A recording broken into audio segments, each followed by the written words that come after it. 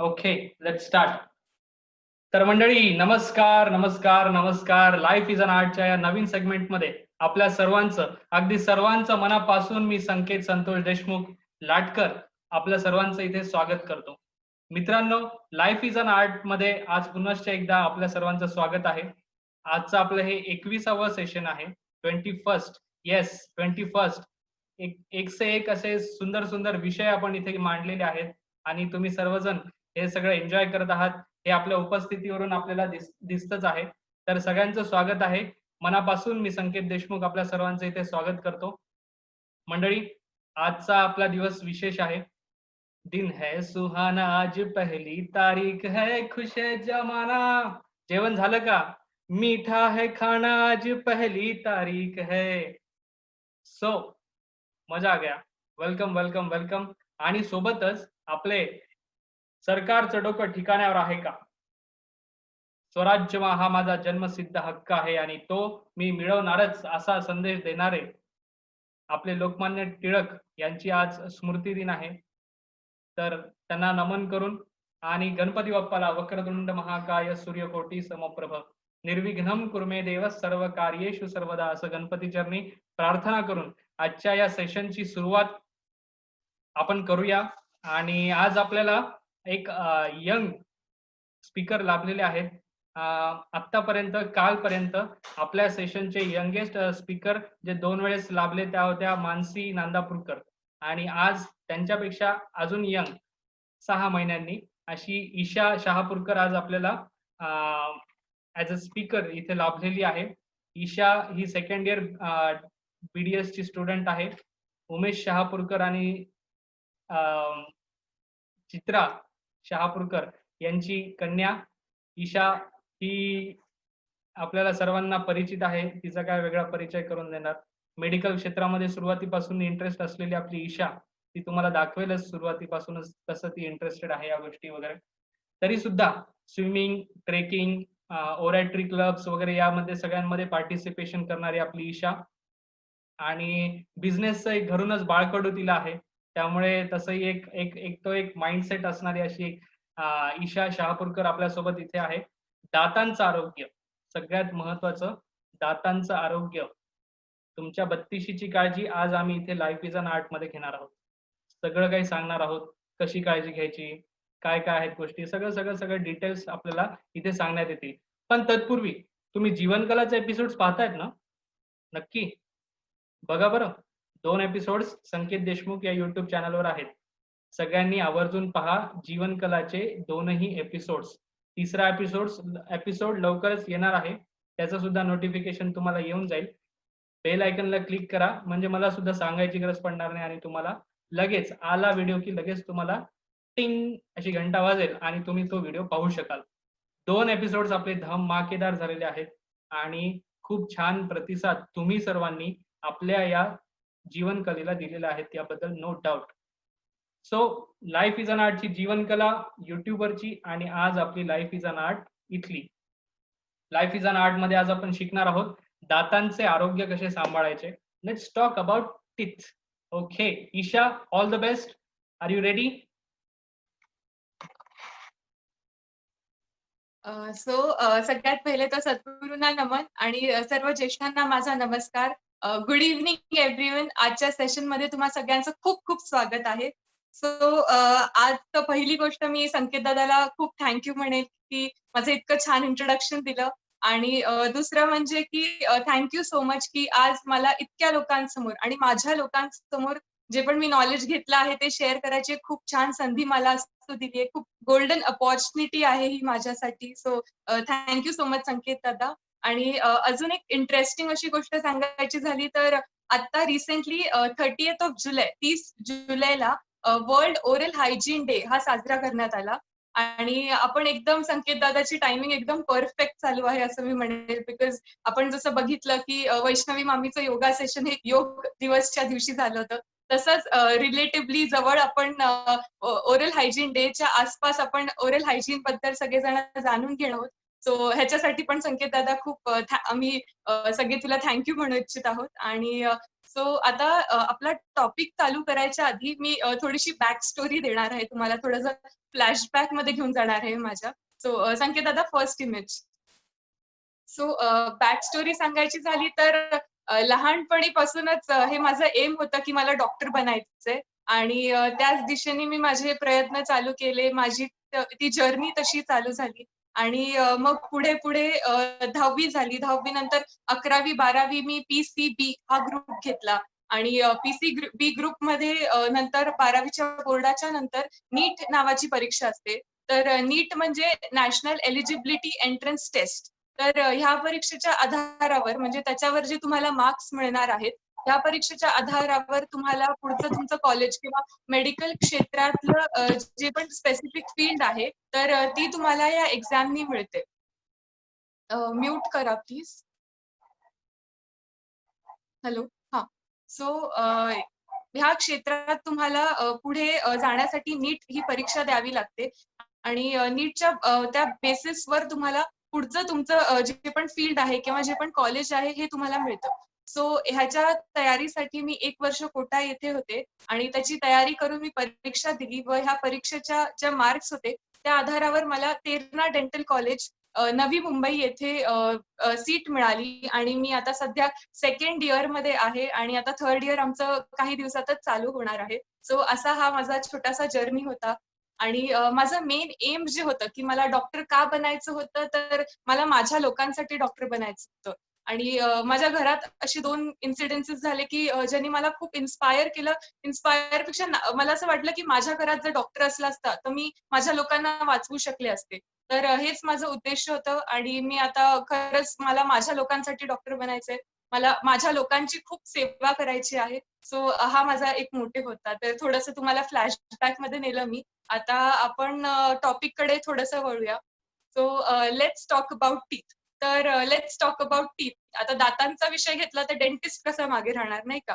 तर डेंटिस्ट. आता डेंटिस्ट म्हटलं की लोकांच्या मनात मिक्स्ड फीलिंग्ज येतात. म्हणजे कोणाला राग असतो, कोणाला भीती असते, कोणाला काही वाईट एक्सपिरियन्स आलेले असतात. काही लोकांना खूप आवडतं डेंटिस्टकडे जायला कारण त्यांची दातांची खूप असं आवड असते व्यवस्थिशीर ठेवण्याची वगैरे.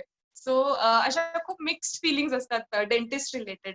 तर काय की डेंटिस्ट हा खूप एक डेंटिस्टचं जे काम आहे ते अत्यंत क्रिटिकल आणि खूप नाजूक हाताचं काम आहे. म्हणजे रफ किंवा रफ हँडलिंग वगैरे इथे कुठेच काही जमत नसतं. कारण जे पण आहे त्याचा डायरेक्ट इफेक्ट तुमच्या पेशंटवर होणार आहे, राइट? सो त्याचा डायरेक्ट इफेक्ट तुमच्या पेशंटवर होणार असतो. तर कसं आहे की जे डेंटिस्ट जो असतो तर त्याच्यात 3 प्रोफेशनच्या स्किल्स असतात असं मला वाटतं. तर सगळ्यात पहिलं तर आहे डॉक्टरचं. संकेत दादा, नेक्स्ट इमेज. इथे आपण बघू शकतात की एका डेंटिस्टमध्ये माझ्या मते 3 प्रोफेशन्सचे गुण लागत असतात. आता जसं आपण बघतो डी फॉर डॉक्टर आहे. तर डॉक्टरचे तर लागतात. कारण डॉक्टर काय करतो, आपले जे विकार आहेत, आपल्याला काही त्रास होतोय, काही रोग आहे, तो आपल्यापासून दूर करणार, आपला त्रास कमी करणार. ही एक डॉक्टरची रिस्पॉन्सिबिलिटी असते. दुसरं असतं इंजिनिअर. आता जसं स्किलफुल आणि जसं इनोव्हेटिव्ह एका इंजिनिअरचं काम असतं, तसंच एक सिमिलर काम डेंटिस्टचं आहे. म्हणजे जसा एका इंजिनिअरकडे एखादा प्रोजेक्ट आला, तर त्याच्यात त्याचे स्किल्स टेस्ट होतात. त्याचं इनोव्हेशन त्या स्टेजवर टेस्ट होतं. तर तसंच सिमिलर एका डेंटिस्टचं आहे. आणि म्हणजे नवीन पेशंट आला, नवीन केस आली, तर प्रत्येक केसमध्ये त्या डेंटिस्टची स्किल टेस्ट होत असते. पुढे आपण बघू आर्टिस्टचं. तर असं म्हटलं जातं की कोणत्याही 2 जसं आपल्या थंब प्रिंटचं आहे, आपल्या टंग प्रिंटचं आहे, की कोणत्याही 2 व्यक्तींची स्माईल ही सारखी नसते. तर तसंच असतं की कोणत्याही 2 व्यक्तींची स्माईल सिमिलर नसल्यामुळे आपल्याला खूप क्रिएटिव्हिटी लागते, की जर आपल्याला स्माईल क्रिएट करायची असेल, तर त्याच्यात खूप आपल्याला म्हणजे एका डेंटिस्टला खूप क्रिएटिव्ह लागते, की ती परफेक्ट कशी व्हावी हे बघण्यासाठी किंवा दातांचं जे शेड सिलेक्शन असतं, त्याच्यात सुद्धा ही बरेच क्रिएटिव्हिटी आपल्याला उपयोगाची पडते. आणि असं म्हणता येईल, की कसं आहे, कोणतंही काम करा, पण ते मनापासून करा, तर त्याला आर्ट म्हणतात. तर तसंच आहे, की डेंटिस्टचं पण तसंच आहे, की आपण मनापासून कोणतंही काम केलं ना, की ते आर्टच असतं आणि मी म्हणेल प्रत्येक प्रोफेशनमध्ये आर्टची गरज आहे. सो आणि life is an art obviously. So हे झालं थोडंसं जे मी डेंटिस्ट बद्दल सांगितलं. आता आपण पुढे जाऊया, की लेट्स टॉक अबाउट टीथ. तर आजच्या माझ्या या टॉपिकमध्ये मी तुम्हाला पहिले तर ब्रशिंग टेक्निक बद्दल थोडंफार काही सांगणार आहे. पुढे गेल्यावर थोडे दंत रोगांबद्दल, दंत विकारांबद्दल काही सांगणार आहे. ते झाले की मी थोडंसं डेंटल डाएट म्हणजे तुमच्या खाण्यापिण्यातून तुम्ही तुमच्या दातांची काळजी कशी घेऊ शकतात हे सांगणार आहे. आणि जस्ट कन्क्लुजनसाठी मी काही होम रेमेडीज देणार आहे. म्हणजे आता ह्या पॅन्डेमिकच्या सिच्युएशनमध्ये जेव्हा आपल्याला खूप रिस्क वाटते का डेंटिस्टकडे जायला, तर त्या सिच्युएशनमध्ये तुम्हाला जर दातांचा काही त्रास झाला, दात दुखायला लागले अचानक रात्रीतून, तर तुम्ही घरगुती काय उपाय करू शकता ज्याच्यामुळे तुमची दाताचं दुखणं हे तात्पुरतीसाठी बंद होईल किंवा कमी होईल. सो ह्या सगळ्या टॉपिक्स मी कव्हर करण्याचा प्रयत्न करेल. तर काही माझ्याकडून भूल-चूक झाली तर प्लीज माफ करा आणि अजून तुमच्याकडे काही छान इन्फॉर्मेशन असेल मला देण्यासाठी तर नक्की द्या. सो आता आपण लेट्स टॉक अबाउट टीथ. तर अकॉर्डिंग टू स्टडीज असं म्हटलं जातं की 90% ऑफ पीपल जे पण लोक आहेत, 90% लोक जे असतात ना, तर ते ब्रशिंग चुकीचं करतात. तर आता आपल्याला काय की मला तर आठवत नाही की माझ्या शाळेत मला कधी शिकवलं गेलं असेल किंवा मला कुठे शिकवलं की ब्रशिंग कशी करायची. तर आज मी तुम्हाला असं शॉर्टमध्ये किंवा काही इम्पॉर्टंट पॉइंट सांगून आणि ब्रशिंगची टेक्निकचं डेमॉन्स्ट्रेशन करून शिकवणार आहे की आपण ब्रशिंग कशी करायची. कारण मोस्ट ऑफ द जे आपले डेंटल प्रॉब्लेम्स आहेत, जे दातांचे विकार असतात, ते जर तुम्ही व्यवस्थिशीर ब्रशिंग केली तर ते कमी होतात किंवा त्यांचं जे प्रोग्रेशन आहे ते आपण थांबवू शकतो. सो आता ब्रशिंग कशी करणार ह्याच्या आधी आपण आता सपोज एखाद्या तुम्हाला लहान मुलाला समजवायचंय की बाळा तू ब्रशिंग कशी करणार, म्हणजे ब्रशिंग का करणार, आता तो प्रश्न नक्कीच विचारणार ना. मुलं खूप क्युरियस असतात. तर तो नक्कीच विचारेल की ब्रशिंग कशी करायची, का करायची. तर आता का करायची ह्याचं उत्तर मी आज सगळ्यांना देणार आहे. बऱ्यापैकी लोकांना माहिती असतं, पण तरी just to go with the topic मी आज हे सांगणार आहे की ब्रशिंग आपण का करायची. तर सॉरी. सो काय असतं ना, की रात्रीच्या जेवणातून किंवा नॉर्मल आपल्या जेवणातून किंवा रात्रीमुळे रात्रीचा जो ड्युरेशन असतो, त्याच्यामुळे आपल्या दातांवर एक खूप पातळ थर असा जमा होतो. तर हा कशामुळे होतो, की जे आपलं फूड असतं, जे आपण अन्न घेतो आणि जे आपल्या तोंडातले जे जीवाणू असतात, त्यांच्यामध्ये एक रिएक्शन होते आणि त्या रिएक्शनचा जो प्रॉडक्ट आहे, त्याच्यामुळे आपल्या दातांवर एक थर जमा होतो. तर आता हा थर काढणं खूप गरजेचं आहे. नाही काढलं तर दातांचे पिवळे होणे किंवा दातांना कीड लागणे अशा गोष्टी होऊ शकतात. तर हे एक खूप बेसिक रिझन आहे किंवा काही आपल्या दातात अडकलेल्या गोष्टी असतील, अन्नाची कण असतील अडकलेले, ते पण काढणं खूप गरजेचे आहे. तर हे झालं की का करावी ब्रशिंग. आता पुढे आपण वळूया की ब्रशिंग कशी करायची ह्याच्या आधी मी थोडे इम्पॉर्टंट पॉइंट्स आहेत जे ब्रशिंग बद्दल तुम्हाला सगळ्यांना सांगू इच्छित आहे. तर सगळ्यात इम्पॉर्टंट आहे की ब्रशिंग किती वेळ करायची आणि कितीदा करायची. तर ह्याच्यासाठी एक टू रूल असा म्हणतात. टू रूल अप्लाय करावा लागतो. सो टू रूलच्या नुसार काय आहे की ब्रशिंग ही 2 मिनिटं आणि दिवसातून 2दा. सो टू रूल असं म्हणतात. To to. सो ब्रशिंग कशी आहे 2 मिनिटं करायची. म्हणजे एकदा करताना 2 मिनिटं अशी ब्रशिंग करायची आणि दिवसातून 2दा ही अशी तुमची ब्रशिंग झाली पाहिजे.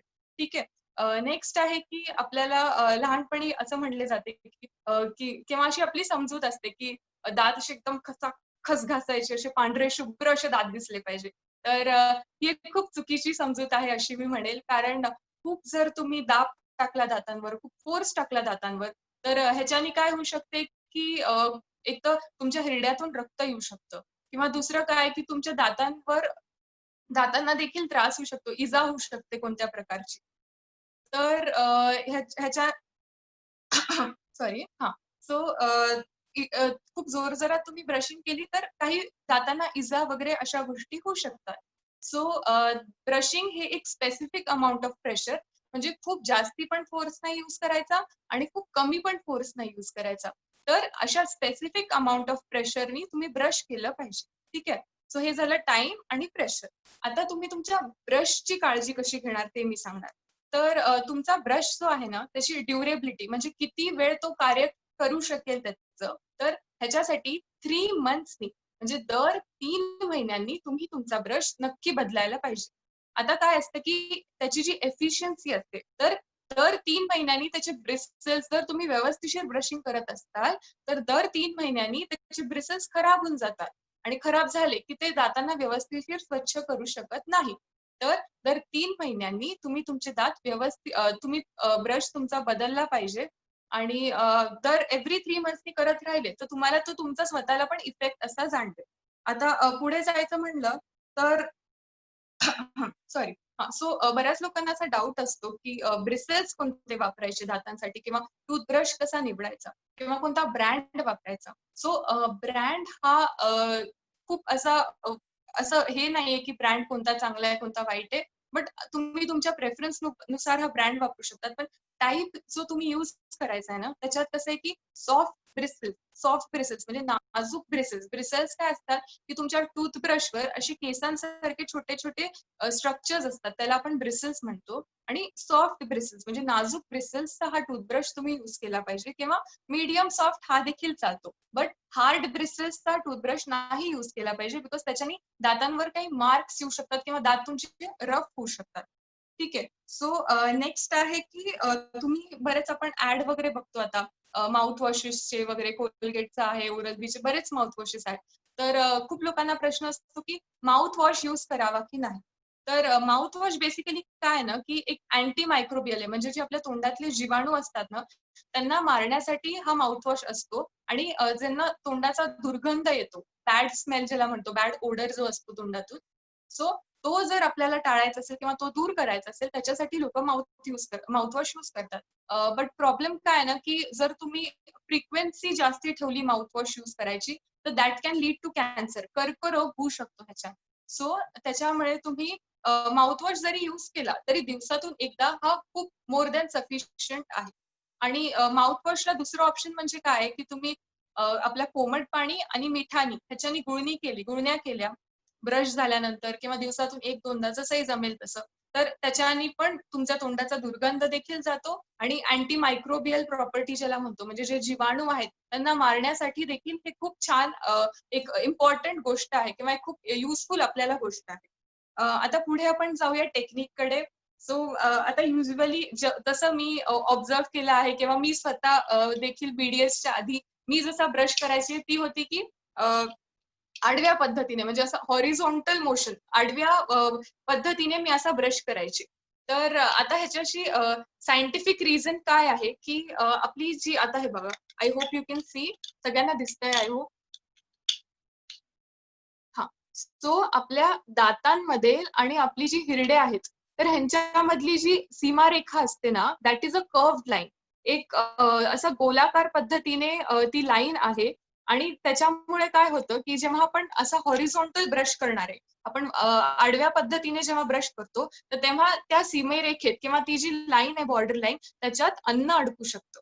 तर आता आपण काय करणार आहे की आपण सरळ किंवा आडव्या पद्धतीने न करता छोटे छोटे आपल्याला असे गोल काढायचे म्हणजे सपोज असे छोटे छोटे छोटे छोटे गोल काढायचे. आय होप सगळ्यांना दिसतंय. मला प्लीज थम्स अप द्या if you can see this. या सो आपण छोटे छोटे गोल काढायचे. ठीक आहे. या सो अशी छोटे छोटे गोल काढल्याने काय होणार आहे की आपले दात तर स्वच्छ होणारच आहेत पण ती सीमारेखा देखील स्वच्छ होणार आहे आणि त्याच्यात काही अडकणार नाहीये. ठीक आहे. किंवा अडकलेलं काही असेल तर ते नक्की निघून जाईल. आणि जेव्हा आपण ब्रश करतो तर तेव्हा आपल्या हिरड्या आणि दातांमध्ये ब्रश हा असा मधोमध ठेवायचा आणि एका 45 डिग्री म्हणजे 45 डिग्रीच्या अँगलवर हा ब्रश ठेवायचा आणि मग गोलाकार पद्धतीने त्याला आपल्याला फिरवायचं. ठीक आहे. सो हा झाला की आपण त्याचा मोशन कसा पाहिजे किंवा त्याची गती कशी पाहिजे हे मी तुम्हाला सांगितलं. आता त्याच्यात काय की खूप जोरजोरात करू नये किंवा खूप अल्लदपणे पण करू नये. एक मॉडरेट मीडियम प्रेशर आणि फोर्सने आपण ब्रश केला पाहिजे. ठीक आहे. सो नेक्स्ट झालं की आता सिक्वेन्स काय ब्रशिंगचा म्हणजे एक पर्टिक्युलर सिक्वेन्स आहे की ज्याच्याने तुम्ही तुमचे दात व्यवस्थित आणि स्वच्छ करू शकतात आणि ह्याच्याने काय होणार की तुम्ही प्रत्येक जो भाग आहे तुमच्या तोंडातला त्याला स्वच्छ करू शकतात. तर सगळ्यात पहिले काय की तुमचे जे समोरचे दात आहेत हा सो हे 4 जे समोरचे दात असतात ना तर ह्याला पहिले गोलाकार पद्धतीने असे साफ करायचे. ठीक आहे. आता समोरचा भाग झाला की जो साईडचा भाग आहे म्हणजे आपला वरचे दात आणि खालचे दात ह्यांचा जो मागचा भाग आहे बाहेरचा तर आपण ह्यांना नंतर स्वच्छ करूया. सेम छोटे छोटे राऊंड सर्कल जसे काढायचे. ठीक आहे. मग त्याच्यानंतर दुसऱ्या साईडने यायचं आणि दुसऱ्या साईडने देखील सेम करायचं म्हणजे बाहेरचे जे आपले दात आहेत त्यांना सिमिलर जे राऊंड मोशन आहे, सर्क्युलर मोशन आहे, त्यांना ह्या पद्धतीने साफ करणार. आता हे झाले आपण बाहेरचे दात साफ केले. आता बाहेरचे दात झाल्यावर काय करणार आहे, जे वरचे दात आहेत ना, मागचे वरचे दात, तर ह्यांना आपण आतल्या म्हणजे ही जी बाजू आहे ही आणि ही, ह्यांना असे साफ करणार. मग हे झालं की जे लोअर खालचे दात आहेत त्यांना आतल्या बाजूनी साफ करणार. आता हे सगळे झाले की जे आपले वरचे आणि खालचे दात आहेत त्यांची जे समोरचे दात आहेत त्यांच्या आतल्या बाजूनी साफ करणार. ठीक आहे, आय होप सगळ्यांना कळते आणि कन्फ्युज नाही होते. सो मी एकदा परत रिपीट करते. तर सगळ्यात पहिले आपण काय करणार आहे, समोरचे जे दात आहेत त्यांना साफ करणार. आता ते झाले की जे मागचे दात आहेत, वरचे आणि खालचे, मागचे आणि बाहेरचे, कळालं? सो दिस अँड दिस हे क्लीन करणार. आता हे झालं की आपण आतले जे दात आहेत त्यांना क्लीन करणार, आणि ते झालं की जे समोरचे दात आहेत त्यांची आतली बाजू त्यांना क्लीन करणार. सो ही असते ब्रशिंग टेक्निक, आणि ही खूप म्हणजे टाइम कन्झ्युमिंग नाही आहे. बट जर तुम्ही हे जी सिक्वेन्स आहे, ही क्रोनॉलॉजी आहे, जर ही तुम्ही व्यवस्थिशीर केली तर मोर दॅन इनफ आहे बऱ्याचशा डेंटल प्रॉब्लेम्स पासून तुमची सुटका करायला. तर ह्याच्याने काय होणार आहे की तुमच्या तोंडातला प्रत्येक भाग हा व्यवस्थिशीर साफ होणार आहे, स्वच्छ होणार आहे, त्याच्यात एकही दाताचा कण किंवा काहीही अडकणार नाही. तर हे झालं ब्रशिंग बद्दल सांगितलं मी थोडंसं. आता दातांची ब्रशिंग जेवढीच इम्पॉर्टंट आहे तेवढंच महत्वाचं असतं तुमची जीभ साफ करणं. तर आता काय, जर जीभ साफ नसली तर युजली हॅलिटॉसिस किंवा ज्याला तोंडातून दुर्गंध येणे हे असे म्हणतात, तर ते खूप कॉमन आहे. आणि जीभ आता साफ कशी करायची हा पण बऱ्याच लोकांना प्रश्न असतो. तर जीभ साफ करण्यासाठी टंग क्लीनर्स जीभ साफ करण्याचे यंत्र हे असे मिळते आपल्याला. आणि टंग क्लीनर्स हे स्टीलचं असू शकतं, प्लास्टिकचं असू शकतं. तर मी युजली प्रेफर करेल की प्लास्टिकचं वापरावं, कारण स्टीलमुळे काही दुखापत होऊ शकते, प्लास्टिकमुळे कमी चान्सेस आहे. आणि जर आपल्याला टंग क्लीनर घ्यायचंच नसेल तर it's okay, it's fine. Next काय ऑप्शन आहे आपल्याला, टूथब्रश आहे. सो टूथब्रशच्या बऱ्याच टूथब्रशच्या मागच्या बाजूला एक असं tongue cleaner type structure available असतं. तुम्ही ते देखील यूज करू शकतात. आणि ते नसेल करायचं तर तुम्ही आपला जो टूथब्रश आहे त्याला देखील तुम्ही हळू रब केलं आपल्या जिभेवर तरी जीभ आपली स्वच्छ होऊ शकते. सो हे झालं जिभेचं स्वच्छ करायचं. आता आपण आधी दात स्वच्छ केले, मग जीभ स्वच्छ केली, दात स्वच्छ केले, जीभ स्वच्छ केली. आता आपण जाणार आहे गम्सच्या मसाजकडे, म्हणजे आपल्या हिरड्यांना आपण मसाज देणार आहे. तर आता हिरड्यांना मसाज कशी द्यायची, तर आपला एक बोट घ्यायचा आणि बोटाने गोलाकार पद्धतीने थोडासा असा दाब देऊन हिरड्यांवर थोडंसं मसाज द्यायचं. सो हे तुम्ही एक 2 टाइम्स जरी केलं पूर्ण ह्याच्यावर तरी खूप सफिशियंट आहे. तर ही जी पूर्ण प्रोसेस आहे त्याला 2 ते 3 मिनिटं लागणार आहे, त्याच्यापेक्षा जास्ती नाही लागणार. तर आय होप सगळ्यांना हे कळालं आहे. आणि सगळे प्लीज जे म्हणजे मी असं कोणाला पॉइंट आउट नाही करत आहे, बट जर खरंच कोणाची चुकत असेल वगैरे तर प्लीज रेक्टिफाय करा. नवीन शिकण्यासाठी कोणतंही वय नसतं, काही नसतं. तर आणि ही गोष्ट आपल्यासाठी, आपल्याला जर दातांचे विकार कमी करायचे, त्रास कमी करायचे, तर ही एक छोटीशी प्रोसेस आहे. 2 ते 3 मिनिटाची 2 टाइम्स अ डे हे नक्कीच आपण करू शकतो. I hope so. सो हे झालं ब्रशिंग टेक्निक्स बद्दल. आता मी थोड्याशा काही दंतविकारांबद्दल किंवा जे कॉमन डेंटल प्रॉब्लेम्स आहेत, दंतरोग आहेत, त्यांच्याबद्दल तुम्हाला सगळ्यांना सांगू इच्छित आहे. सो आता सगळ्यात पहिले मी थोडंसं वयोगटानुसार जाईल, सो दॅट मला पण ते क्लासिफिकेशनसाठी किंवा तुम्हाला पॉइंट सांगण्यासाठी इझी जाईल. सो सगळ्यात इम्पॉर्टंट आणि सगळ्यात आता लहान मुलांपासून बघितलं तर जसं रामरावजींनी आपल्याला मागच्या वेळेस सांगितलं होतं, तुम्ही एखाद्या डेंटिस्टच्या क्लिनिकला गेले तर लहान लहान मुलं असतात, इतकुशे लहान मुलं असतात. आणि ते बिचारे रूट केनाल करायला येतात किंवा त्यांचे दात किडले असतात तर सिमेंट भरायला येतात. तर हे असं का व्हायला लागलंय ना, म्हणजे आपण आधीच्या जनरेशन्स मध्ये बघितलं, म्हणजे माझ्या आईच्या असू द्या, माझ्या आजीच्या असू द्या, ह्यांना कधी लहानपणी असे दाताचे विकार किंवा इतके दातांचे प्रॉब्लेम्स कधीच झाले नाही. तर काय असं बदललंय आपल्या ह्याच्यात की आपल्याला इतक्या लहान वयापासून मुलांना इतके म्हणजे क्रिटिकल आणि त्रासदायक प्रोसिजर्स, म्हणजे मुलांना पण त्यांच्या पेरेंट्सला दोघांनाही तेवढेच त्रासदायक असतात. सो हे का त्यांना फेस करावं लागतात. तर सगळ्यात इम्पॉर्टंट आणि सगळ्यात महत्वाची गोष्ट आता सध्या झाली आहे की आपलं जे डाएट आहे, म्हणजे ह्या जनरेशनचे जे डाएट आहे ते खूप बदललंय. म्हणजे आपल्या जे बॅलन्स डाएट म्हणायचो आधी आपण, तर ते आपल्या ताटात नाही राहिलंय आता अजून. आणि आपलं जे पोषण तत्व आहे ते देखील कमी झालेलं आहे.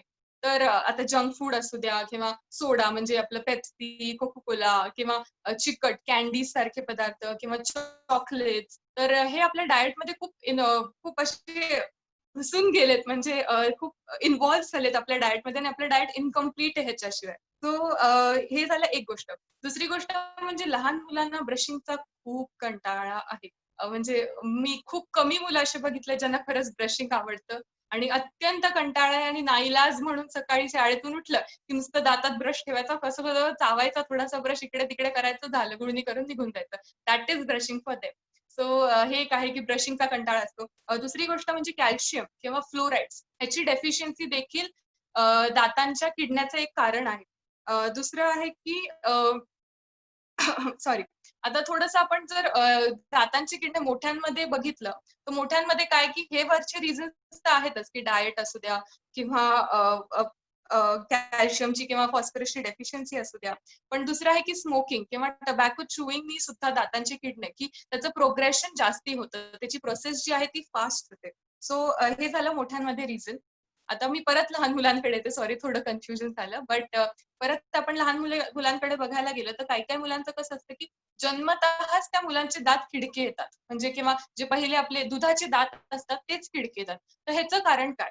तर बाळ जेव्हा आईच्या पोटात असतं, तर त्याचं जर काही पोषण तत्व कमी पडलं, म्हणजे त्याला कॅल्शियम असू द्या, फॉस्फरस असू द्या, फ्लोराईड हे जे एलिमेंट्स आहेत, ह्याची जर त्याला डेफिशियन्सी झाली, कमतरता झाली ह्याची त्याच्या न्यूट्रिशनमध्ये, तर त्याचा इफेक्ट डायरेक्टली त्याच्या दातांवर दिसू शकतो आपल्याला. आणि त्याला जे दुधाचे दात येतात तेच किडके येतात. तर आणि हे कधी-कधी अनुवंशिकी असू शकतं. म्हणजे ह्याला आपण काय सांगू, रिझन अनुवंशिक असलं तर काही कारण कळायचं आपल्याला नाही काम काही. सो आता ह्याच्यासाठी आपण करणार काय? तर आता सगळ्यात पहिले मोठ्या मुलं म्हणजे अराउंड आता 11, 12, 13 ह्या एज पर्यंत जे मुलं आहेत, तर ह्यांची दातांची किडण्याची फ्रिक्वेन्सी जास्ती असेल, तर सगळ्यात इम्पोर्टंट आहे की ह्यांचा आधी डायट बदला.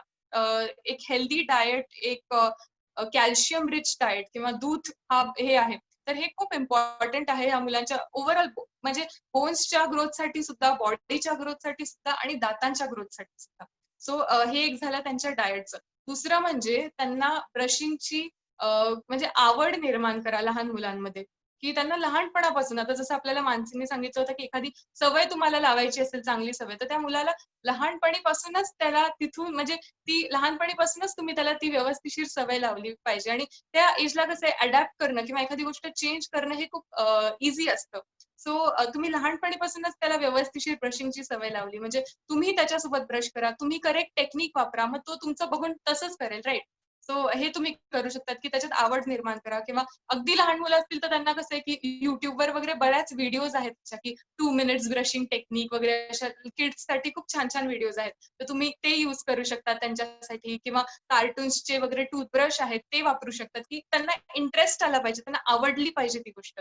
आणि दुसरं म्हणजे आता हे तर झालं इंटरेस्ट आपण आणला, आवड निर्माण केली. पण दुसरं आहे, की अवेअरनेस पण आला पाहिजे. त्यांना कळालं पाहिजे, की आपण ब्रशिंग का केली पाहिजे. त्यांना सांगा, की बेटा बघ ब्रशिंग केली, की तुझे दात हेल्दी राहणार आहे, फिट राहणार आहे. त्याच्यानंतर तू जर नाही केली तर तुझे दात किडणार आहे, तुला त्रास होऊ शकतो, तुला दुखू शकतं. तर दोन्ही प्लस अँड मायनस हे दोन्ही त्याला त्या गोष्टीची सांगा सो दॅट तो डिसाईड करेल स्वतःसाठी. ठीक आहे. सो हे झालं थोडंसं दात किडण्याबद्दल. आता अजून एक मी असं म्हणजे एक स्टडीजच्या नुसार किंवा असं एक वाचलेलं आहे, की बऱ्याच मुलांना कसं आहे, की रात्री झोपताना लहान मुलं जे असतात बेबीज असे, तर त्यांना रात्री झोपताना तोंडात दुधाची बॉटल घालून झोपतात.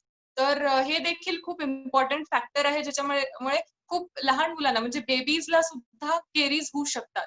तर ही ही सवय खूप टाळली पाहिजे. म्हणजे तुम्हाला त्याला दूध पाजायचं असेल किंवा दूध द्यायचं असेल, तर एक झोपण्याच्या थोडा काळ पूर्व त्याला दूध द्या आणि ते झालं, की लहान बाळ जरी असेल तरी एकदा तुम्ही बोट तुमचं असं फिरवून स्वच्छ करून घ्या त्याचं तोंड आणि मग त्याला झोपू द्या. किंवा जर थोडासा मोठा मुलगा असेल आणि त्याला रात्री दूध पिऊन झोपायची सवय असेल, तर त्याला देखील दूध पिल्यानंतर एक 15 मिनिटांनी व्यवस्थिशीर गुळणा करायला लावा आणि मग त्याच्यानंतर त्याला झोपू द्या. सो दॅट काही रेमिनंट जे असणार आहे, काही उरलेल्या ज्या गोष्टी असतील दुधाच्या किंवा दाताला वगैरे काही चिटकलं असेल, ज्याच्यामुळे कीड होऊ शकते, ते गुळणीमध्ये सगळं निघून जाईल. सो हे झालं दातांच्या किडण्याबद्दल वगैरे. आता अजून लहान बाळांमध्ये काही प्रॉब्लेम असतो, की काही-काही मुलांना लहान जे दात आहेत ते उशिरा येतात. तर ह्याचं पण एक रिझन आहे की कॅल्शियम आणि फॉस्फरस ह्या गोष्टींच्या डेफिशियन्सीमुळे येऊ शकतं किंवा अनुवांशिक म्हणजे हेरिडिटरी पण हे असू शकतं. आणि काही काही मुलांना असतं की दात उशिरा पडतात आणि म्हणजे परमनंट दात जे आहेत ते लवकर येतात आणि जे मिल्क टीथ आहे ते उशिरा येतात. सो ह्याचं पण कॅल्शियम डेफिशियन्सी किंवा काही डेफिशियंट असं काही डाएट असेल तर त्याच्यामुळे ह्या गोष्टी होऊ शकतात. सो हे झालं थोडंसं दातांच्या किडण्याबद्दल. आता संकेत दादा नेक्स्ट स्लाइड. सो पुढे आपण जाऊया थोडंसं नवयुवकांकडे किंवा थोडंसं एक 15 टू 23-24 ह्या एज ग्रुपमध्ये बघतो. तर ह्या काळात कसं असतं, की छान दिसण्याचं खूप क्रेझ असतं आणि छान दिसण्यासाठी मुलं काही पण करायला लावतात पेरेंट्सला किंवा ते पण करतात. सो आणि छान दिसण्यामध्ये स्माईल हा एक खूप इम्पोर्टंट कंपोनेंट आहे. सो आता काय की जेव्हा आता परमनंट दात येतात मुलांचे, तर परमनंट दात आल्यावर कसं आहे, की ह्या दातांमध्ये बरेचसे विकार असू शकतात. डेव्हलपमेंटल काही डिसऑर्डर्स असू शकतात. जसं आहे, की आता दातांचे वेडेवाकडे येतात किंवा दातांमध्ये फटी येतात किंवा दातांमध्ये फटी झाल्यानंतर त्याच्यात दातं खूप एक्सेसिव्हली पुढे येऊ शकतात किंवा अति जास्त मागे येऊ शकतात. तर ह्याच्यामुळे काय की एक तर चावायला वगैरे त्रास होतो आणि ह्याचा खूप इफेक्ट आपल्या लूकवर येतो. सो आता ह्याच्यासाठी काय की डेंटिस्ट्रीमध्ये खूप सारे ऑप्शन्स अवेलेबल आहे की ज्याच्याने तुम्ही तुमच्या दाताचीच नाही तर संपूर्ण चेहऱ्याची ठेवण बदलू शकतात. तर काही ऑप्शन्स तुम्हाला इथे स्क्रीनमध्ये दिसतील तर ब्रेसेस आहे ज्याला क्लिप्स असं म्हणतात आपण. सो हे खूप कॉमन आहे. त्याच्यानंतर हे दुसरं आपल्याला जे दिसतंय ते इन्व्हिजिलाइन आहे. तर इन्व्हिजिलाइन म्हणजे काय की इन्व्हिजिबल ब्रेसेस आहे. म्हणजे हे एक घालायचं आणि काढायचं असं यंत्र आहे आणि हे दिसणार नाहीये. It is going to be invisible म्हणजे तुमची नॅचरल जसं स्माईल होती ही तशीच राहणार आहे विथ ब्रेसेस. तुमची जी ट्रीटमेंट आहे ती चालू राहील पण कोणाला दिसणार नाही असं शॉर्टमध्ये ह्याला लेम लँग्वेज सांगायचं झालं तर हे असं आहे. सो हे झालं छान दिसण्याबद्दल. आता आपण थोडंसं अजून पुढे बघूया. तर संकेत दादा नेक्स्ट.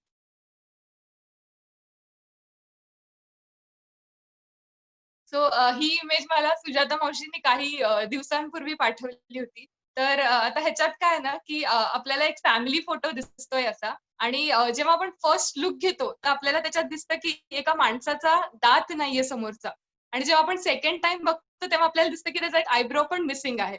सो ह्याचं सांगायचं म्हणणं असं झालं, की काय असतं, की जेव्हा आपण आपण एखाद्या पर्सनकडे आकर्षित होतो किंवा एखादी गोष्टीकडे एखाद्या पर्सनकडे आपण बघतो आणि ते छान दिसतं. सगळ्यात पहिली जी गोष्ट आहे आपण त्याच्यात बघणार आहे ती असते त्याची स्माईल. सो स्माईल ही खूप इम्पोर्टंट आहे तुमच्या पर्सनॅलिटीला अट्रॅक्टिव्ह बनवण्यासाठी. तर स्माईल नीट करण्यासाठी किंवा ज्यांना डिफेक्ट्स आहेत काही स्माईलमध्ये ह्याच्यासाठी एक नवीन कन्सेप्ट आहे, ज्याला स्माईल डिझायनिंग असे म्हणतात. संकेत दादा next image. Yes. So smile designing हे खूप ट्रेंडी आहे आणि ज्याला पण परफेक्ट आणि म्हणजे ज्याला पण जो ज्याच्या प्रोफेशनमध्ये किंवा ज्याला असं पाहिजे, की त्याचा जो लूक आहे ज्याच्यासाठी इम्पोर्टंट आहे, ते लोकं नक्कीच स्माईल डिझायनिंग करून घेतात. तर स्माईल डिझायनिंगमध्ये काय, की जे पण आपल्या दातांचे काही विकार असतील, काही त्रास असतील, तर ते आपण दूर करतो आणि with the help of various devices जसं व्हिनियर्स एक एक्झाम्पल देते. तर त्या व्हिनियरच्या हेल्पनी आपण आपली स्माईल एकदम अशी पिक्चर परफेक्ट स्माईल अशी आपण म्हणतो. सो ही पिक्चर परफेक्ट स्माईल आपल्याला मिळते. आता नेक्स्ट बघायचं गेलं तर आपण थोडंसं हे झालं आपण थोडं नवयुवकांचं आणि लहान मुलांचं बघितलं. आता पुढे आपण बघायला गेलं तर थोडं मिडल एज कडे येऊ आपण असे मध्यमवर्गीय जे लोक आहेत त्यांच्याकडे. तर ह्याच्यात मी मॅक्सिमम जेव्हा लोकांचं ऐकते तर लोकांना मोस्टली दातदुखीचे प्रॉब्लेम वगैरे असतात. आता ही जी दातदुखी आहे तर ह्याच्यासाठी बरेच कारण रिस्पॉन्सिबल आहे. व्हेरियस कॉजेस असतात त्याचे. तर दातदुखी माझं म्हणजे एक असं जर आपण बघितलं असं एक रिलेशन बघितलं की सगळ्यात जास्ती जो त्रास होतो म्हणजे पेन जो असतो, तर पेनचं एक रिलेशन आपण असं बघूया. सो सगळ्यात जास्ती जो पेन असतो, तो प्रेग्नन्सीमध्ये येतो. त्याच्यानंतर दुसरा जो असतो तो भाजण्यामुळे किंवा बर्न्समुळे ज्याला आपण म्हणतो त्याच्यामुळे असतो. आणि जो तिसरा त्रास असतो तो दातांचा दुखण्याचा त्रास असतो. तर तुम्ही इमॅजिन करू शकता आता मला तर वाटतं प्रत्येकाने एकदा ना एकदा आपल्या लाईफमध्ये इमॅजिन केलंच असतं, की एक अशी रात्र असते जी दातदुखीमुळे आपण झोपूच शकत नाही. तर सगळ्यांनाच माहिती असेल की दातांचा त्रास किती भयानक असतो. तर ह्याच्यासाठी मी एक अशी ॲडवाइस देऊ इच्छित आहे तुम्हा सगळ्यांना, की दाताचा त्रास हा अंगावर काढण्यासारखा नाहीये. तर आणि कसं आहे, की दातांची किडनी असू द्या किंवा दातांचे कोणते विकार असू द्या, ही एक केमिकल प्रोसेस आहे. तर हे परत रिव्हर्स नाही होणार आहे. हे सगळं फॉरवर्ड डिरेक्शन मध्येच जातं. म्हणजे रिव्हर्स गिअर ह्या प्रोसेसमध्ये कुठेच नाही. तर जर तुम्ही असं आपल्याला असतं, की नाही आपण सहन करू शकतो, आपली सहनशक्ती आहे आणि आपण हा त्रास दूर होऊन जाईल. तर ही चुकीचं समजूत आहे ही थोडीशी आणि ही सगळे प्लीज बदला. जर एखादा दाताचा त्रास असेल, काही दात दुखत असेल, छोटा का होईना, पण ते तुम्ही जाऊन डेंटिस्टला दाखवून या. भलेही काही नसू द्या, पण एकदा दाताला म्हणजे त्या जो प्रोफेशनल आहे त्याला दाखवलं, तर तुम्हाला मोठ्या संकटापासून तो माणूस तुम्हाला टाळू शकतो. आणि म्हणजे तुमचा त्रास तर कमीच होणार आहे, पण तुमचा खर्च देखील कमी होतो.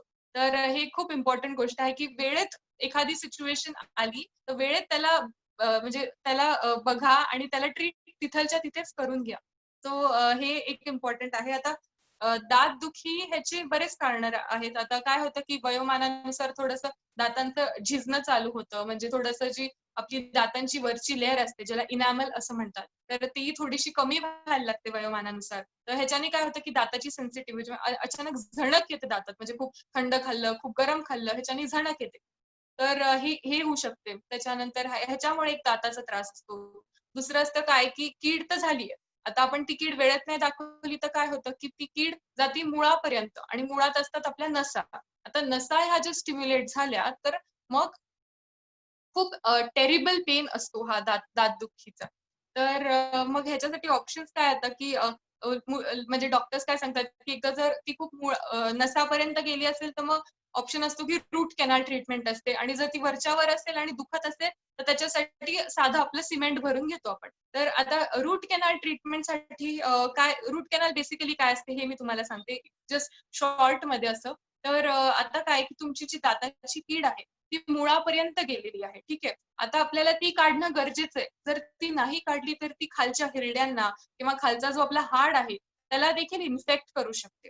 तर आपण काय करणार आहे आता, की जी कीड आहे ती मुळापासून त्याला काढणार आहेत आणि ती मुळापासून काढल्यानंतर त्याच्यात एक बायो कंपॅटिबल सबस्टन्स म्हणजे जे आपल्या दाताचे जे सराउंडिंग आहे, त्याचे जे स्ट्रक्चर्स आहे, त्याला असं कंपॅटिबल त्याच्यासोबत जगू शकणारं असं एक सबस्टन्स आपण त्याच्यात भरणार आहे आपल्या त्या दातात आणि त्याच्यावर एक कॅप, एक असं टोपीसारखं स्ट्रक्चर असतं. त्यांनी आपण त्याला सील करणार आहे. ते कंप्लीट जी बॉडी आपण जे सगळं बनवलेले आहे त्याला.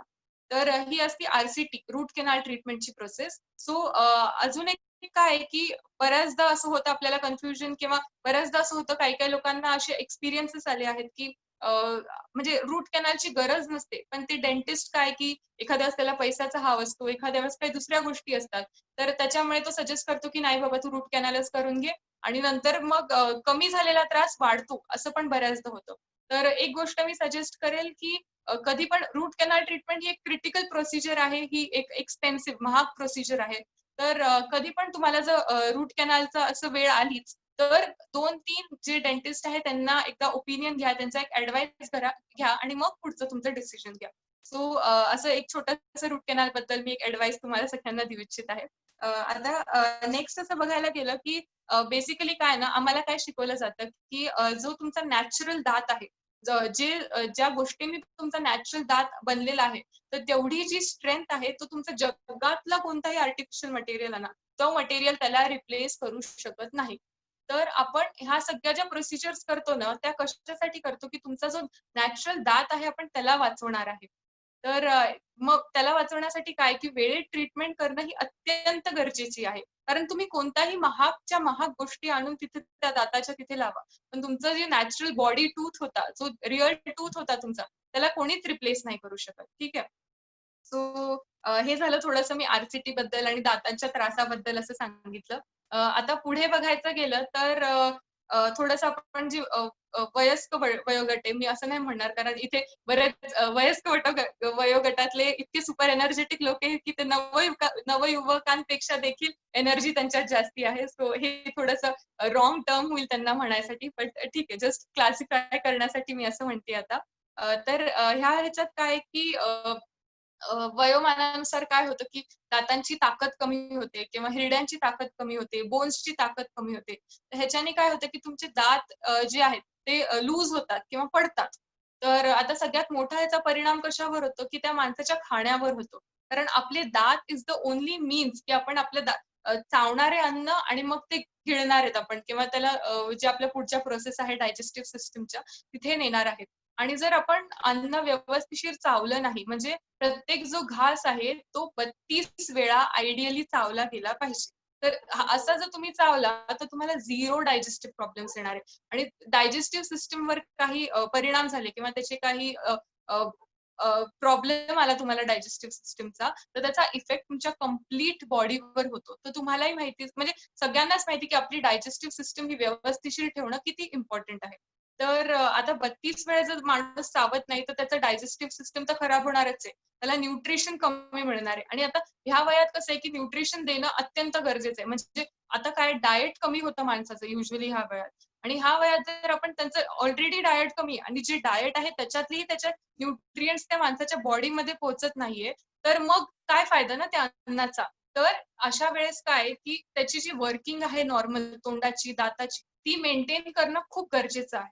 तर आता ती मेंटेन कशी करणार? आता एखाद्या माणसाचे सगळेच दात पडलेले आहेत किंवा मॅक्सिमम दात पडले, 1-2 राहिले तसे.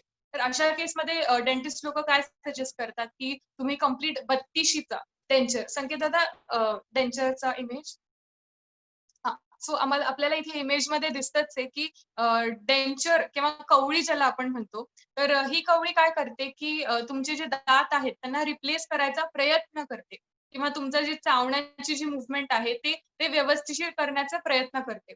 सो डेंचर जे आहेत किंवा कवळी ज्या आहेत त्या 2 प्रकारच्या असतात बेसिकली. तर एक आहे, की जी तुमची पूर्ण 32शी रिप्लेस करू शकेल ती आणि दुसरी असते, की जी पार्शियल म्हणजे तुम्हाला काही दात तुमचे नॅचरल आहेत, काही पडले नाहीयेत आणि तुमचे काही दात पडून गेलेले आहेत. तर त्यांच्या जागेवर तुम्हाला ती कवळी आपण यूज करू शकतो. तो फर्स्ट इमेजमध्ये आपल्याला जे दिसतंय ती असते कंप्लीट डेंचर ज्याला म्हणतो आणि दुसऱ्या इमेजमध्ये आपल्याला दिसतंय ज्याला आहे पार्शियल डेंचर म्हणजे त्या माणसाचे काही मागचे दात मिसिंग होते. आपण ते रिप्लेस करायचा इथे प्रयत्न केलेला आहे. आय होप सगळ्यांना दिसतंय ते. या. सो हे झालं थोडंसं आपण जे आपले सीनियर सिटिझन्स आहे ह्यांच्याबद्दल मी सांगितलं. आता नेक्स्ट काय आहे, की थोडंसं मी इम्प्लांट्स बद्दल सांगते. तर आपल्यापैकी काही-काही लोकांना असतीलही इम्प्लांट्स किंवा काही लोकांना नसतील आणि काही लोकांना ह्याची इन्फॉर्मेशन देखील असेल, काही लोकांना नसेल. मी जस्ट एक छोटं शॉर्टमध्ये असं इम्प्लांट्स बद्दल सांगते.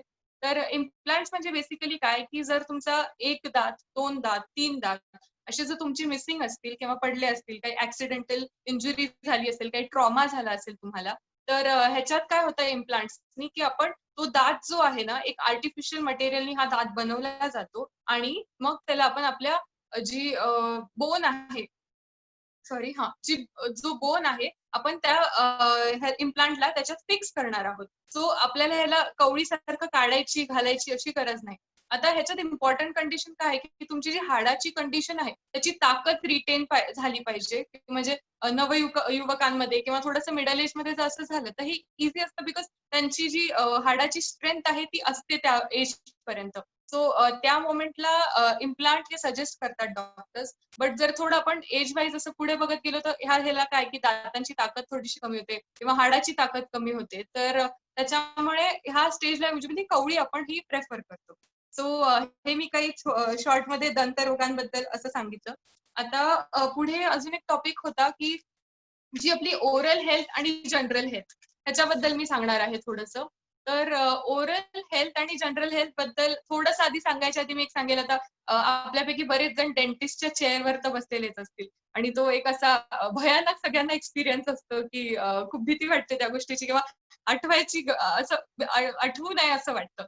तर आता डेंटिस्टच्या चेअरवर तुम्ही बसला आणि तुम्हाला कुठे कधीतरी काहीतरी असा त्रास झाला. आधी तुमचे पाय असे वर होतात. असे पाय तुमचे लगेच रिफ्लेक्स ॲक्शन ज्याला आपण म्हणतो, की पाय वर येतात. तर हे खूप सिंपल आहे किंवा एक खूप छोटंसं इंडिकेशन आहे, की तुमचे दात आता तुमचं जे दात आहे ते तुमचं अपर एंड ऑफ द बॉडीला तिथे प्रेझेंट आहेत आणि तुमचे जे पाय आहे ते लोवर एंड, एक्स्ट्रीम लोवर एंडला प्रेझेंट आहेत. सो हे खूप छोटं असं इंडिकेशन आहे, की तुमचे दात आणि तुमचे एंटायर बॉडी हे सगळे इंटरकनेक्टेड आहे, इंटर रिलेटेड आहे. तर जर तुम्हाला तुमच्या जनरल हेल्थ, तुमच्या संपूर्ण शारीरिक म्हणजे हेल्थचं तुम्हाला जर त्याचं शारीरिक हेल्थ मेंटेन करायची असेल, तर तुम्हाला तुमचं जे ओरल हायजीन आहे, जे तुमचं तोंडाचं स्वास्थ्य आहे, ते पण व्यवस्थिशीर मेंटेन करावंच लागणार आहे. म्हणजे हे एक बॅलन्स आहे. कुठलचं वर झालं तर म्हणजे सगळं इंटर रिलेटेड, को डिपेंडंट आहेत ह्या दोन्ही गोष्टी.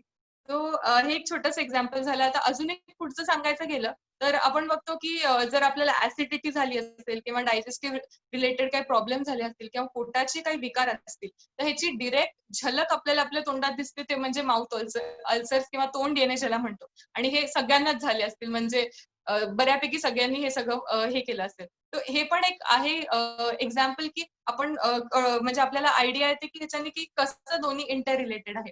दुसरं एक एक्झाम्पल सांगायचं गेलं तर डायबिटीज किंवा बीपी हार्ट रिलेटेड ज्यांना प्रॉब्लेम्स असतात किंवा जी कंडिशन आहे हार्ट रिलेटेड, तर ह्या लोकांना युजली जे हिरड्यांचे विकार आहे म्हणजे हिरड्यांची सुजणं असू द्या किंवा हिरड्यांमधून रक्त येणं असू द्या ब्रश करताना वगैरे, तर हे विकार असू शकतात. आता असं नाही की हिरड्यांचे विकार फक्त ह्या गोष्टीमुळे असतात. अजून पण बरेच फॅक्टर्स आहेत, पण this can be one of the reason. So हे अजून एक एक्झाम्पल होतं की कशा दोन्ही गोष्टी ह्या इंटरकनेक्टेड आहे, इंटर रिलेटेड आहे. तर जितकं इम्पॉर्टंट तुमची जनरल हेल्थ आहे, तेवढीच इम्पॉर्टंट तुमची ओरल हेल्थ देखील आहे. तर आता ओरल हेल्थची तुम्ही काळजी कशी घेणार? तर आपण डेंटिस्टकडे कधी जातो? जेव्हा खूप त्रास होतो आणि नाईलाज असतो त्रासाचा, त्याच्यामुळे आपण डेंटिस्टकडे जातो. आता ही आपली हॅबिट चेंज करणं खूप इम्पॉर्टंट आहे. एव्हरी 6 मंथ्स म्हणजे 12 महिन्यातून, एका वर्षातून 2दा without any problem just regular चेकअपसाठी तुमची तुमच्या डेंटिस्टकडे चक्कर झालीच पाहिजे. काही असो, काही नसो, डझंट मॅटर. तुम्हाला तिथे जाऊन तुमचे दात दाखवणं खूप गरजेचे आहे. ह्याच्याने काय होणार आहे, की जर काही डिसीज तुम्हाला चालू होणार असेल किंवा काही जस्ट थोडासा चालू झाला असेल, तर हा तिथलच्या तिथे आपण स्पॉट करू शकतो आणि त्याला तिथलच्या तिथे संपवून टाकू शकतो. म्हणजे पुढे आपण अजून त्याचा त्रास वाढून घेणं किंवा त्याचा खर्च वाढून घेणं हे खूप वाचतं आपल्याला. आता जस्ट छोटंसं एक्झाम्पल द्यायचं गेलं तर काय आहे ना, की जर तुमचा ना डेंटिस्टकडे जायचा खर्च हा एक्स अमाउंट असेल, ₹100 पकडून घ्या. तर तुमचा सिमेंट भरण्याचा किंवा कीड लागण्याचा खर्च असतो हा ₹200. त्याच्यानंतर जर आर-सी-टी करायची गरज असते तर तो असतो ₹500. त्याच्यानंतर जर तुम्हाला अजून त्याच्यात काही करून घ्यायचं असेल, आता इम्प्लांट वगैरे करून घ्यायचं असेल तर त्याचा असतो ₹2000. हा जस्ट एक सिंपल रेशिओ आहे तुम्हाला सांगायला. तर जेव्हा आपलं काम ₹100 होऊन जाते, तर आपण 2000 ची का एवढे पैसे हे करायचे ना, तर ₹100 आपलं काम करून संपवून टाकायचं सिंपल. सो हे झालं थोडंसं ओरल हेल्थ हायजीन बद्दल मी असं सांगितलं. आता पुढे मी आपल्या सगळ्यांना ना काही सुपर फूड्स हा कन्सेप्ट त्याच्याशी इंट्रोड्यूस करते. सुपर फूड्स काय आहेत, की डेंटल डाएटमध्ये असे काही फूड्स आहेत किंवा काही खाण्याचे पदार्थ आहेत, जे आपल्या दातांसाठी खूप लाभकारी असतात. ज्याच्याने आपल्या दातांना त्याचे जे न्यूट्रिएंट्स असतात दातांच्या ग्रोथसाठी, दातांच्या स्ट्रेंथ मेंटेन करायसाठी, तर हे ह्या फूडमधून आपल्याला मिळतात. तर डेंटल डाएटमध्ये काही फूड आहेत ते मी तुम्हाला सांगते. संकेत दादा तो सुपर फूड्सचा पिक्चर. ठीक आहे. सो आता सगळ्यात पहिलं सुपर फूड म्हणायचं तर चीज. आता सगळ्यांना प्रश्न पडला असेल चीज आपण तर म्हणतो चीज खाऊ नका जास्ती, हे नका जास्ती. तर चीज काय आहे ना, की कमी अमाउंटमध्ये it is very good for your body because त्याच्यात काय कॅल्शियम रिच आहे. दुधापासून बनलंय कॅल्शियम रिच प्रोडक्ट आहे. त्याच्यानंतर फॉस्फरस असतं. त्याच्यानंतर चीज खाल्ल्याने काय आहे ना, की आपले जे लाळ प्रोडक्शन असतं तोंडातलं, तर हे लाळ जर जास्ती प्रोड्यूस झाली तर आपली जी कीड आहे, दाताची कीड होणं, ही टेंडन्सी कमी होते माणसाची किंवा जो तोंडातून दुर्गंध येतो, हा लाळीमुळे कमी होतो किंवा लाळ जर वाढली तोंडाची तर काय होणार आहे, की आपलं डायजेशन, आपलं चावणं व्यवस्थिशीर होणार आहे. आपला जो फूड आहे, तर ते व्यवस्थिशीर इथेच तोंडातच त्याचं डायजेशन प्रॉपरली चालू होईल. सो लाळ प्रोडक्शन हे अत्यंत महत्त्वाची गोष्ट आहे. तर चीजनी हे लाळचं प्रोडक्शन हे वाढतं. आता चीज माझं खूप खूप फेव्हरेट आहे. मला खूप आवडतं चीज. तर म्हणून मग मी सगळ्यांना सांगेल भरपूर नाही, पण एक स्पेसिफिक क्वांटिटीमध्ये चीज नक्की खावं, प्रत्येकाने खावं. आता पुढचं जे आपल्याला जी नेक्स्ट फूड आयटम आहे ते आहे ग्रीन लिफी व्हेजिटेबल्स, जे आपल्या आई-बाबांच्या सगळ्यांच्या आवडीचं आहे आणि जे ते आपल्याला खायला सांगतात. सो ग्रीन व्हेजिटेबल्स हे म्हणजे जग जाहीर आहे आता, की rich in all the nutrients आहे. म्हणजे कॅल्शियमच नसू द्या, फॉस्फरस नसू द्या, पण बाकीचे व्हिटॅमिन्स वगैरे पण खूप छान असतात ग्रीन लिफी व्हेजिटेबल्समुळे. आणि हे आपल्या नुसतं ओरल हेल्थसाठीच नाही, तर कंप्लीट बॉडीसाठी देखील ग्रीन लिफी व्हेजिटेबल्स खूप लाभकारी आहेत आणि आपल्या डाएटमध्ये ह्याचा इन्क्लूड करणं खूप गरजेचं आहे आपल्याला. लहान मुलं प्लीज ऐका आई-बाबांचं, ते खूप चांगलं सांगतात आणि प्लीज ग्रीन लिफी व्हेजिटेबल्स म्हणजे पालक असू द्या, मेथी, शेपू हे तुम्ही प्लीज खा. आवडीने खा. असं नाही की नाईलाज म्हणून खा. सो हे झालं ग्रीन लिफी व्हेजिटेबल्स. आता नेक्स्ट आपण बोलूया कॅरेट, गाजर. तर गाजर हे फायब्रस फूड आहे. फायब्रस म्हणजे काय, की आपण त्याला तोंडात टाकल्यावर काय होणार, की व्यवस्थिशीर चावून खावं लागतं. आता ह्या चावल्याने काय होणार आहे, की काही जर कुठे अडकलं असेल, काही हे असेल, तर ते त्याच्यासोबत निघून जाईल आणि ते गिळलं जाईल किंवा ते त्याला रिमूव्ह करता येईल आपल्याला. सो हे एक आहे. त्याच्यानंतर दुसरं म्हणजे हे पण लाळीचं जे प्रोडक्शन आहे, लाळीचं जे बनणं आहे, तर त्याला खूप महत्त्व म्हणजे लाळीचं जे बनणं आहे त्याला पण हे प्रमोट करतं.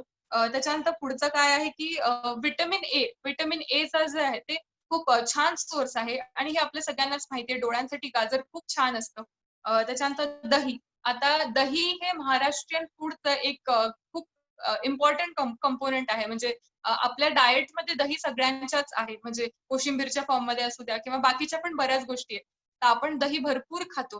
तर दही हे प्रोबायोटिक असतं. म्हणजे आपल्या तोंडातले जे चांगले म्हणजे तोंडातलेच नाही तर पूर्ण बॉडीमधले जे चांगले जीवाणू आहे किंवा जे आपल्या गरजेसाठी असतात आपल्या बॉडीच्या वर्किंगसाठी हे दहीमध्ये भरपूर असतात. तर आता तुम्ही जर दही खाल्लं तर प्रोबायोटिक फॅक्टर तर आहेच. जे म्हणजे काय की तुमचे जे चांगले जीवाणू तोंडात येणार ते तुमच्या वाईट जीवाणूंना मारून टाकणार. करेक्ट. सो हे एक गुड प्रोबायोटिक फूड आहे आणि दुसरं म्हणजे it is also rich in calcium. So हे झालं दहीबद्दल. नेक्स्ट आहे बदाम. आता बदाम तर मेमरीसाठी वगैरे सगळं सगळं छान असतं. पण बदाम is a very very good dry fruit. It is rich in a lot of elements like calcium असू द्या, त्याच्यानंतर व्हिटॅमिन ई असू द्या, मॅंगनीज असू द्या, मॅग्नेशियम असू द्या. असे खूप सारे एलिमेंट्स जे आपल्या बॉडीच्या ग्रोथसाठी, फंक्शनिंगसाठी, वर्किंगसाठी किंवा आपल्या म्हणजे इन शॉर्ट आपल्या बॉडीच्या कार्यपद्धतीसाठी खूप इम्पॉर्टंट आहेत. तर हे बदाममध्ये भरपूर अमाउंटमध्ये प्रेझेंट आहे. आता बदाम असं नाही करायचं, की एका दिवसातच असं सगळं मूठभर बदाम वगैरे खायचा, असं नाही करायचं. ह्याच्याने बॉडीची हीट वाढते. तर 1-2 बदाम, 3 बदाम भिजवलेले तुम्ही नक्की रोज सकाळी खाल्ले पाहिजे. तर आता बदामाचा अजून एक जो इम्पोर्टंट गोष्ट आहे जी दातासाठी आहे, ती आहे की बदामाने काय होणार आहे, की तुम्हाला जर हिरड्यांचे काही त्रास असतील, म्हणजे हिरड्यांवर सूज असेल, हिरड्यांतून रक्त येत असेल, तर this is a good food for your gums. तर नेक्स्ट आहे चॉकलेट. आता हे खूप सगळ्यांना असं आश्चर्य वाटलं असेल, बापरे! फ्युचर डेंटिस्ट कसं सांगतोय, की चॉकलेट खा किंवा मुलांना चॉकलेट द्या. तर मी इथे KitKat किंवा Dairy Milk किंवा अजून बऱ्याचशे जे चॉकलेट्स आहेत त्याच्याबद्दल नाही बोलत आहे. मी कोणाची मार्केटिंग नाही करत आहे. मी सांगतेय I am talking about dark chocolate ज्याला आपण म्हणतो. डार्क चॉकलेट ह्याच्यात जे कोकोआ बीन्स आहे ह्याचं पर्सेंटेज जास्ती असतं आणि ह्याच्यात एक CBH नावाचा एक एलिमेंट आहे, एक कंपोनेंट आहे जो की तुमच्या दातांसाठी खूप खूप छान असतो आणि नेक्स्ट आहे की डार्क चॉकलेट इज खूप छान असतं तुमच्या हार्टसाठी देखील. पण ह्याच्यात पण इम्पोर्टंट आहे खूप खायचं नाही आणि चॉकलेट खाल्ल्यानंतर ब्रश करायचा, व्यवस्थिशीर गुळण्या करायच्या आणि मगच झोपायचं. तर हे तर खूप इम्पोर्टंट आहे आणि प्लीज विसरू नका. आता नेक्स्ट आहे ऑरेंजेस. ऑरेंजेस पण फायब्रस फ्रूट आहे, व्हिटॅमिन सी आहे ह्याच्यात. तर हे देखील तुमच्या दातांसाठी खूप छान आहे. आणि last but not the least आहे पाणी. आता पाणी हे सगळ्यांनाच माहिती आहे भरपूर पाणी प्यायला पाहिजे. ह्याच्याने तुमचं डायजेस्टिव्ह सिस्टम छान राहते, तुमची स्किन छान राहते, तुमचं फंक्शनिंग जे आहे ते देखील खूप छान होतं. किंवा पाणी भरपूर पिलं की तुमचं कसं आहे लाळ जी आहे, लाळीचं प्रोडक्शन देखील वाढतं. सो हे झालं तुमच्या पाण्याबद्दल वगैरे आणि पाणी हे भरपूर मात्रामध्ये पिलं पाहिजे आणि स्टे हायड्रेटेड आणि त्याच्याने पाणीचे अजून पण बरेच काही हे आहेत, पण दाताशी रिलेटेड एवढं आहे, की लाळीचं प्रोडक्शन वाढतं आणि तुमचं डायजेस्टिव्ह सिस्टम देखील चांगली. आता अजून एक गोष्ट सांगायची जी झाली, की बऱ्याच लोकांना सवय असते, की सकाळी उठल्या-उठल्या ब्रश न करता किंवा काहीच न करता गरम पाणी किंवा कोमट पाणी पितात. म्हणजे डायजेस्टिव्ह सिस्टमसाठी वगैरे अशा गोष्टींसाठी. तर ह्याच्यात एक छोटंसं सजेशन आहे माझं, की तुम्ही जस्ट उठून असं गरम पाणी न पिता एक गुळणा करून घ्या, थोडंसं तोंड स्वच्छ करून घ्या आणि मग प्या. कारण ह्याच्याने काय होऊ शकतं, की जर तुमच्या तोंडात काही असे जीवाणू असतील, काही मायक्रो ऑर्गॅनिझम्स असतील जे चांगले नाहीयेत, तर ह्याच्याने काय होईल, की पाणी जर तुम्ही डायरेक्ट पिलं, तर हे तुमच्या डायरेक्ट हार्टमध्ये जाऊ शकतात, लंग्समध्ये जाऊ शकतात आणि किंवा बाकीच्या पण सिस्टम्समध्ये जाऊ शकतात आणि इन्फेक्शन होऊ शकतं. आता एंडोकार्डायटिस म्हणजे तुमच्या हार्टमध्ये एक इन्फेक्शन होतं बॅक्टेरियाचं आणि ह्या बॅक्टेरियाचा सोर्स कुठे असतो की तुमच्या तोंडातला किंवा तुमच्या तोंडात काही कीड झाली असेल किंवा काही दुसरा रोग झाला असेल किंवा पस झाला असेल कुठे, तर हा बॅक्टेरिया डिरेक्ट तुमच्या हार्टमध्ये जाऊन इन्फेक्शन करू शकतो. तर खूप इंटर रिलेशन आहे. तर जेवढी इम्पॉर्टंट तुमची जनरल हेल्थ आहे तेवढीच इम्पॉर्टंट तुमची ओरल हेल्थ देखील आहे. आता हे झालं थोडंसं सुपर फूड्स बद्दल.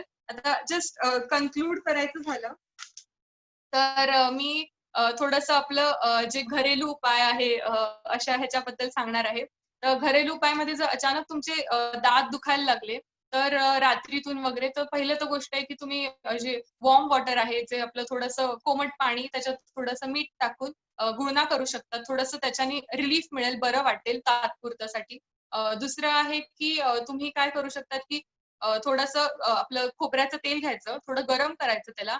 त्याच्यात आपली लवंग जी आहे, लवंग टाकायची आणि लवंग टाकल्याने थोडंसं त्याला एक थोडंसं गरम होऊ द्यायचं आणि मग त्याला कुटायचं. कुटल्यावर कॉटन जो असतो, छोटासा कॉटनचा एक पीस घ्यायचा, त्याला त्याच्यात डुबवायचा आणि थोड्या वेळ दातावर ठेवायचा. आता ह्याच्याने फॉर अ मोमेंट थोड्या छोट्या क्षणासाठी तुम्हाला थोडासा त्रास होईल, थोडीशी आग होईल, बट त्याच्याने तुमच्या दाताच्या त्रासाला बरंच हेल्पफुल राहू शकतं हे.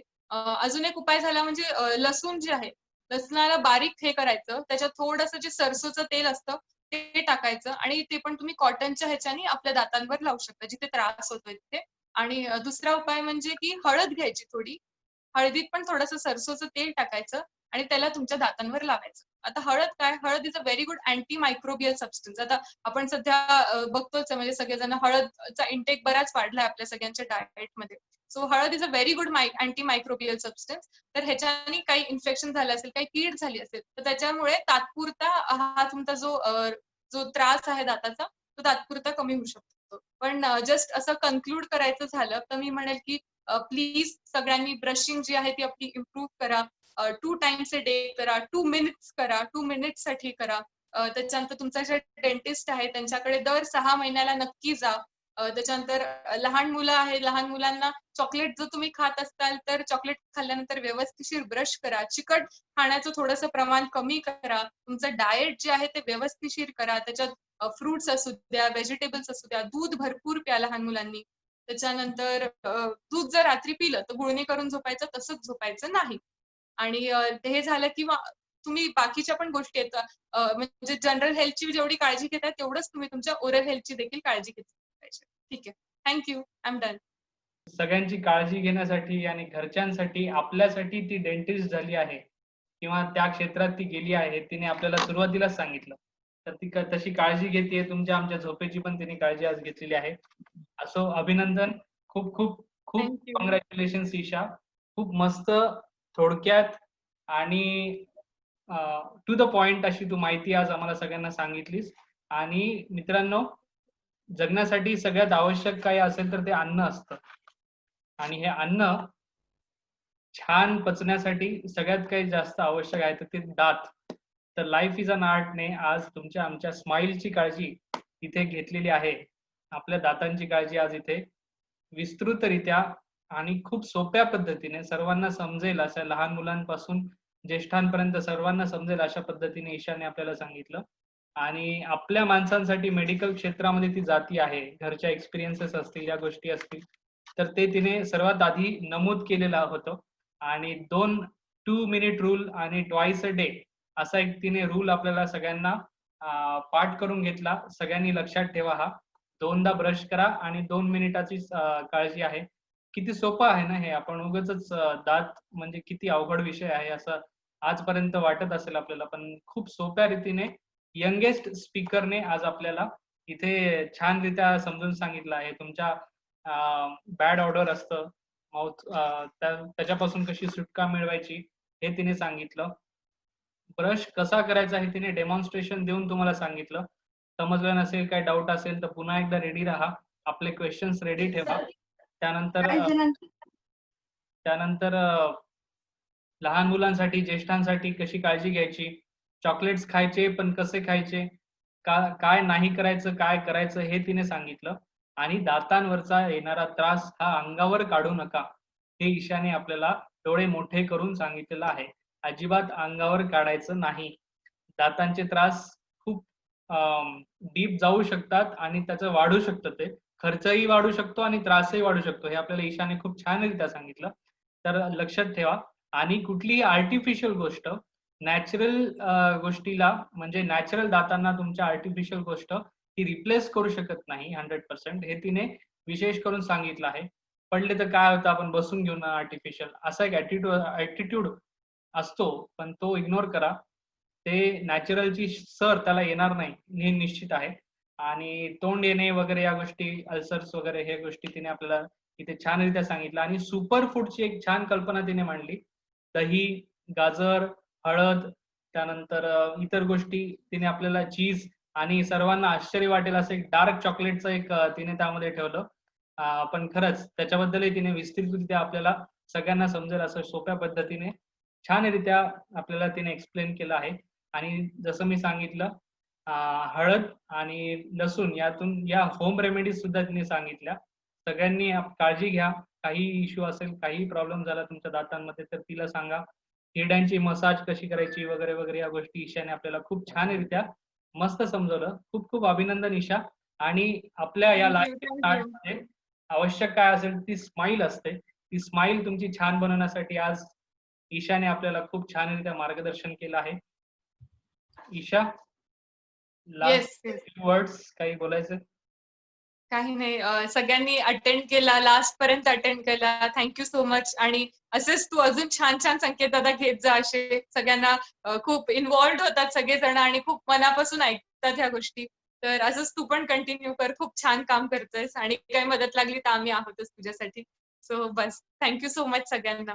असेच तुमचे आशीर्वाद माझ्यासाठी राहू द्या बस. Great, great. Thank you. Thanks a lot Isha. Thank you so much आणि तुला सुद्धा ऑल द बेस्ट एक्झाम्ससाठी. Thank you, thank you, thank you. सगळ्यांतर्फे लाईफ इज अन आर्ट तर्फे आपल्या सगळ्या पूर्ण ह्यूज फॅमिली तर्फे तुला ऑल द बेस्ट आणि थँक्यू सो थँक्यू. मच. आजचं सेशन खूप खूप खूप सुंदर केलंस तू. आज पहिली तारीख आहे जसं मी आधी म्हणलं. दिन है सुहाना आज पहली तारीख है. असं एक सुहाना दिन तू आमची सुहाना इव्हिनिंग करून टाकलेली आहेस. मजा आली. खूप खूप thank you Isha. Thanks a lot. So मंडळी आज आपण इथे थांबूया आणि सॅटर्डे नाईट आहे. तसंच उद्या असाच एक अवघड विषय सोपा करणार आहोत आपण. तर त्याच्यासाठी तयार राहा. उद्या सुद्धा एक एक मस्त जबरदस्त व्यक्तिमत्व आपल्यामध्ये असणार आहे. उद्या रात्री 9 वाजता याच वेळेस. आणि नक्की तयार राहा सगळेजण. आणि जीवन कलाच्या चॅनलला सबस्क्राईब केलंय की नाही हे मी आता इंडिव्हिज्युअल चेक करू का? नको ना? डिव्हाइसेस आपल्या घरातल्या प्रत्येक डिव्हाइस मधून सबस्क्राईब झाला आहे की नाही हे तुम्ही चेक करा. आणि सबस्क्रिप्शन इज वेगळी गोष्ट आहे. त्याचं काही चिंता नाही. सगळेजण सबस्क्राईब करतीलच. पण आपला हा मोटो जो आहे तो साध्य व्हावा. सगळ्यांपर्यंत आपलं पोहोचावं असा एक व्ह्यू आहे. तर thank you so much Isha. Thanks a lot आजच्या संपूर्ण सेशनसाठी. थँक्यू. ईशा असेल, मानसी असेल यांनी यंगेस्ट हे आपले यंगेस्ट होते स्पीकर्स. तर आता हा रेकॉर्ड कोण मोडतंय? अर्चित की अजून कोणी नवीन आपल्याला सापडतं यामध्ये हे नक्की पाहूया आपण. आणि ज्यांना कोणाला हा रेकॉर्ड मोडायचा आहे त्या आपल्या यंगस्टर्सला सुद्धा मला मेसेज करा. आपण नक्की ठेवूया. आपल्या हा वीक आणि नेक्स्ट वीक प्लॅन्ड आहे बरं का. तर त्यामध्ये थोडंसं ऍडजस्ट करून नेक्स्ट वीक सुद्धा आहे, प्लॅन्ड आहे. तर मंडळी खूप खूप धन्यवाद. खूप खूप आभार. अर्चित रेकॉर्ड तोडेल. Yes yes yes definitely. आणि नक्कीच नक्कीच. तर मंडळी आजचं सेशन आपण इथेच थांबूया. Isha thanks a lot. Shahapurkars thank you so thank you. Much. Thank you. Thank you so much. Thanks a lot. आणि सर्वांचे खूप खूप आभार. सो मंडळी this is Sanket Deshmukh signing off for tonight and thanks a lot. Love you so so thank you. So much.